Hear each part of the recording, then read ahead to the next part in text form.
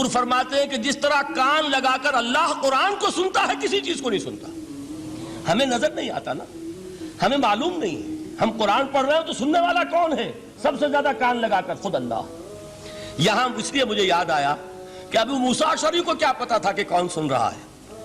وہ اپنی کیفیت میں نماز میں تہجد میں قرآن کی تلاوت کر رہے تھے, اور ظاہر بات ہے ان کے گھر ایکڑوں میں بنے ہوئے نہیں تھے, ایک ایک کمرہ, ایک ایک کوئی حجرہ, ایسے ہی تو گھر تھے نا صحابہ کے.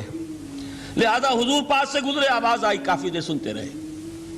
اس کے بعد آپ تشریف لے گئے, صبح فجر میں ملاقات ہوئی تو حضور نے تحسین کے انداز میں فرمایا, یا ابا موسیٰ انک قد اوتیت مزمارا من مزامیر آل داؤد. اے ابو موسیٰ, تمہیں تو آل داؤد کے سازوں میں سے ایک ساز اللہ نے عطا فرما دیا ہے. جس طرح حضرت داؤد, لہن داؤدی مشہور ہے کہ جب وہ پچھلے پہر رات کو حمد کے ترانے الاپتے تھے, قرآن میں ہے کہ پرندے شامل ہو جاتے تھے ساتھ, اور پہاڑ وجد میں آتے تھے, پہاڑ بھی ان کے ساتھ شریک ہوتے تھے.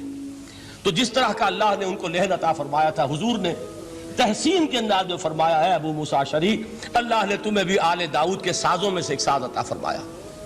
بہرحال قرآن مجید کا جو یہ میوزک ہے, قرآن کے الفاظ کا جو حسن ہے, جہاں تک حسن معنوی ہے وہ تو ہر لفظ میں ہے, لیکن یہ حسن ظاہری, حسن صوتی, حسن لفظی, یہ اپنے کلائمیکس پر آپ کو نظر آئے گا سورہ رحمان میں. لیکن قرآن میں یہ سورت اس اعتبار سے بھی ممتاز ہے, اس کی 4 آیات پر ذرا توجہ کریں گے, عجیب حقائق سامنے آئیں گے. جہاں یہ قرآن مجید کے حسن صوت اور حسن لفظی کی معراج ہے, وہیں اس کی پہلی 4 آیات میں 4 چوٹی کی چیزوں کا ذکر ہے, سب سے اونچی چیزیں. پہلی آیت کیا ہے؟ الرحمن. ایک آیت ہو گئی. رحمان کیا ہے؟ اللہ کا نام ہے. کبھی آپ نے غور کیا اللہ کے ناموں میں سب سے پیارا نام کون سا ہوگا؟ رحمان. کیوں؟ اس کا مادہ کیا ہے؟ رحمت. ہمیں سب سے بڑھ کر جس چیز کی ضرورت ہے وہ کیا ہے؟ رحمت خداوندی. نام اچھی طرح سن لیجئے اس حضور کے قول کو. حضور فرماتے کوئی شخص جنت میں مجرد اپنے عمل کی بنیاد پر داخل نہیں ہو سکے گا جب تک کہ رحمت خداوندی دستگیری نہ کرے. کسی صحابی نے بڑی ہمت اور جرأت کا ثبوت دیا کہ پوچھ لیا, کیا حضور آپ بھی؟ جب آپ نے فرمایا کوئی شخص داخل نہیں ہو سکتا جنت میں محض اپنے عمل کی بنیاد پر جب تک کہ رحمت خداوندی جو ہے وہ دستگیری نہ فرمائے. پوچھا گیا کیا آپ بھی؟ آپ نے فرمایا ہاں میں بھی. آپ اندازہ کیجئے کہ اگر محمد الرسول اللہ بھی رحمت خداوندی کے ضرورت مند ہوں تو تاب دیگراں چے رسد, ہماری تو سب سے بڑی ضرورت رحمت خداوندی ہے. اب یہ رحمت جو ہے قرآن مجید میں اللہ تعالیٰ کی یہ شان 2 الفاظ کے ذریعے سے آتی ہے, رحیم اور رحمان. اور کوئی مادہ نہیں ہے جس سے 2 نام بنتے ہوں اللہ کے, لیکن یہ مادہ ہے واحد رحمت کا کہ جس سے رحمان بھی ہے رحیم بھی ہے. رحیم صفت مشبہ ہے, رحمت دائم ہو جائے گی, مستقل ہوگی تو رحیم کہیں گے. اور رحمان, اس میں رحمت کی ہے وہ شان ہے کہ جیسے ٹھاٹھے مارتا ہوا سمندر ہو, ہیجان کی کیفیت, طوفانی کیفیت, رحمت خداوندی کا طوفانی جوش, وہ ہے رحمان. آپ تو رہتے اس علاقے میں ہیں, آپ کو معلوم ہے عرب اگر بھوکا مرا جا رہا ہو تو کیا کہے گا؟ انا جوعان. پیاسا مرا جا رہا ہو انا عطشان. بہت غضبناک ہوگا غضبان. غضبان آصفہ قرآن میں آیا ہے, بہت غضبناک. رحمان جس کی رحمت جو ہے جوش میں ہے, ٹھاٹھے مارتے ہوئے سمندر کے مانند. تو یہ اللہ تعالیٰ کے ناموں میں سب سے پیارا نام. اب آگے چلیے. الرحمن علم القرآن. رحمان نے قرآن سکھایا. رحمت خداوندی کا سب سے بڑا مظہر, رحمان کی رحمانیت کا سب سے بڑا مظہر قرآن ہے. ان میں جو منطقی ربط ہے اس کو سمجھتے جائیے. اچھا آپ یہ سوچئے, جو علم بھی انسان کو حاصل ہوا وہ کس نے دیا؟ اللہ نے. سائنس کا علم کس نے دیا؟ اللہ نے.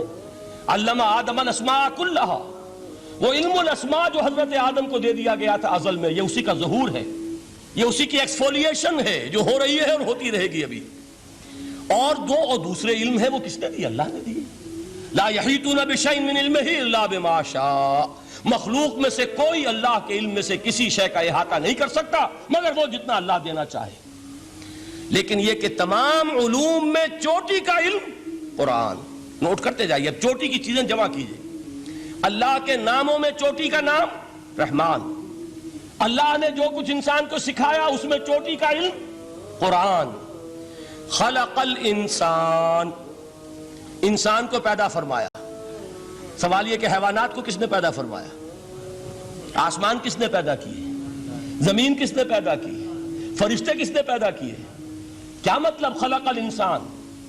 اس کی تمام مخلوقات میں اس کا کلائمیکس، اس کی تخلیق کی معراج، اس کے تخلیق کا نقطہ عروج انسان ہے۔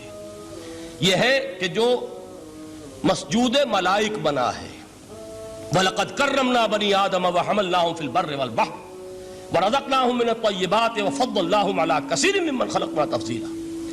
تو تخلیق میں سب سے اونچی تخلیق انسان کی، علموں میں سب سے اونچا علم قرآن کا، اللہ کے ناموں میں سب سے اونچا نام رحمان۔ اب آئیے چوتھی چیز، علمہ البیان، انسان کو بیان کی صلاحیت عطا فرمائی۔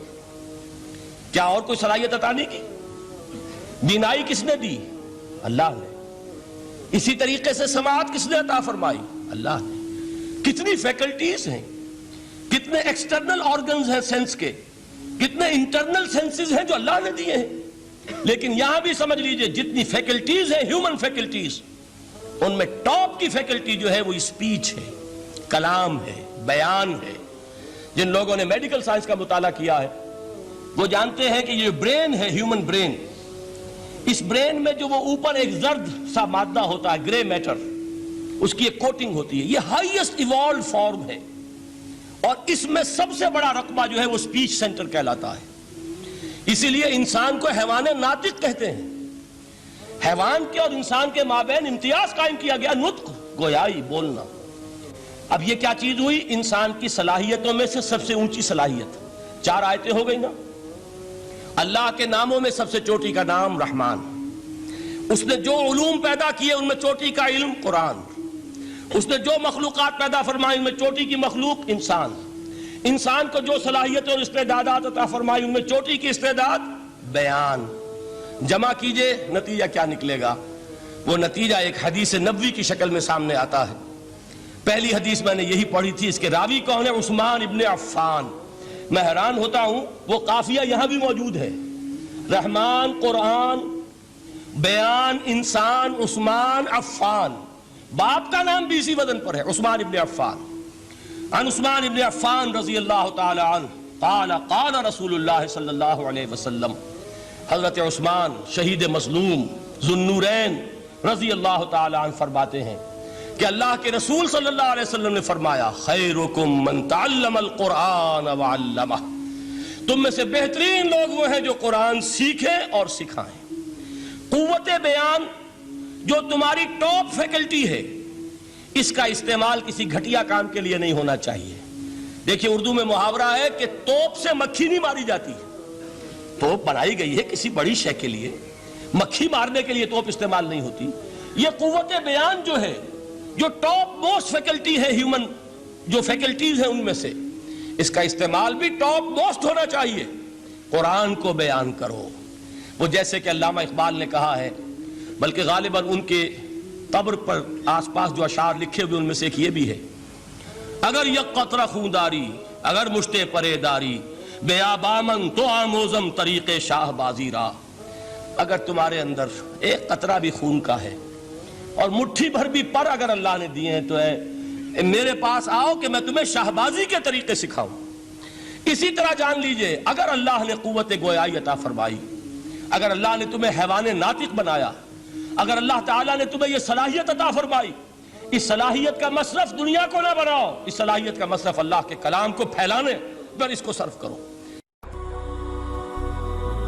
هي الحلقات تحفظني بآيات من القرآن، هي الحلقات تملأني بحب المصطفى العدنان.